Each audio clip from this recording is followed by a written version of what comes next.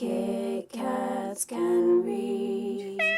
Hey guys, it's Katie. Welcome to another video, and in today's video I'm going to be doing a review on A Curse So Dark and Lonely by Brigid Kemmerer. So as a quick disclaimer, this is a book that I have purchased myself, did not receive it from a publisher. It's just going to contain my true opinions only and all that sort of jazz. So let's talk about what this book is actually about. So it's a Beauty and the Beast young adult retelling that's about this girl called Harper and this prince called Prince Wren.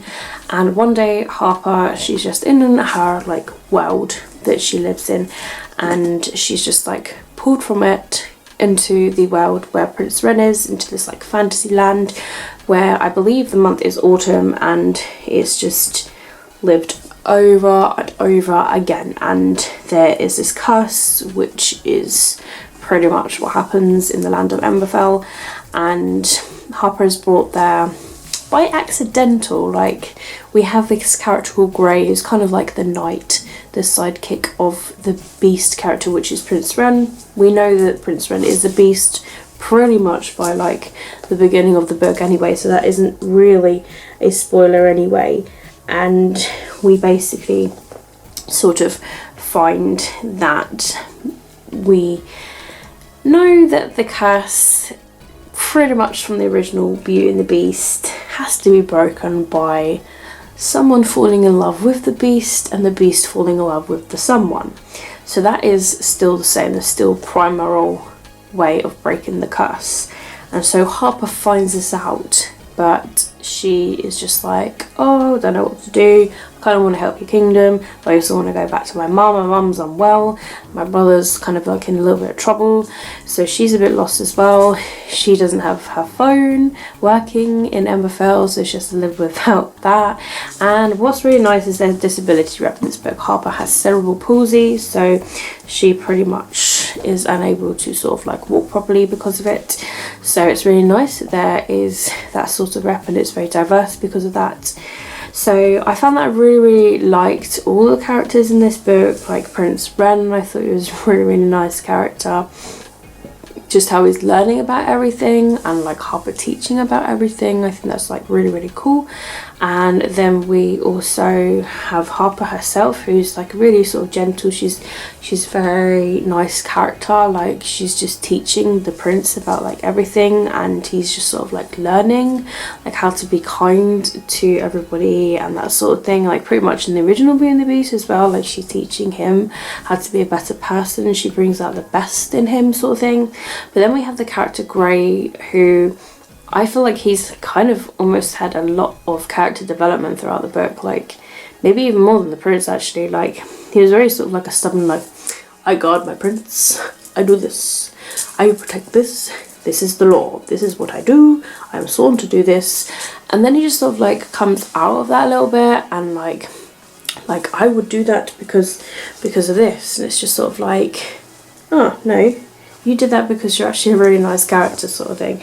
So like, he's definitely a character to watch, and I really like him. So this is the first book that is in a new series, and we also have this sort of like evil enchantress woman who has put the curse on this way, and she's kind of like the devil in a way. Like, she's called Lilith, and it's just like, but wasn't she like the she-devil?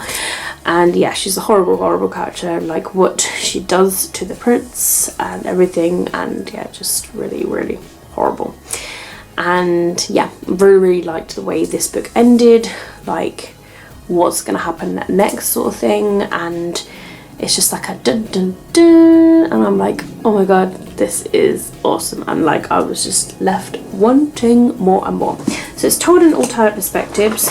We have chapters from Harper, we also have chapters from Wren, and we even have the last chapter from Grey, which is really exciting, like so exciting. So yeah, alternate perspectives. The chapters aren't really that long as well. This book has over 400 pages, nearly 500 pages actually, but I found that I was flying through it. It doesn't look like it's that big of a book if I'm holding it up here. It really doesn't look that big. But I found I was really enjoying it. I love Brigid Kemmerer's writing style. I think she is so fantastic in her writing. I have read her contemporary books More Than We Can Tell and Love Letters to the Lost. Those are like two of my favourite books like ever, so I knew this was going to be a really, really good book. But I didn't know how it was going to go, because it's kind of like, I think it's like her first sort of like fantasy book, and I know that this has received a lot of glowing reviews, so I'm so proud of Brigid. She is awesome. So yeah, and the cover, gorgeous, absolutely gorgeous. I just love this like bramble effect that goes on with it. I think that's really cool. Just like reminds me so much of the Disney, like just of Disney's when there's brambles just around the castle and everything. Yeah, I just think that's really, really cool. Yeah, really, really enjoyed it, and I totally recommend it. So of course I give this book 5 out of 5 Kit Kats. Totally worth buying. I loved it so much. I just enjoyed every single moment of it. Like, I just, once I got sucked in, I got sucked in. Found it really hard to put down.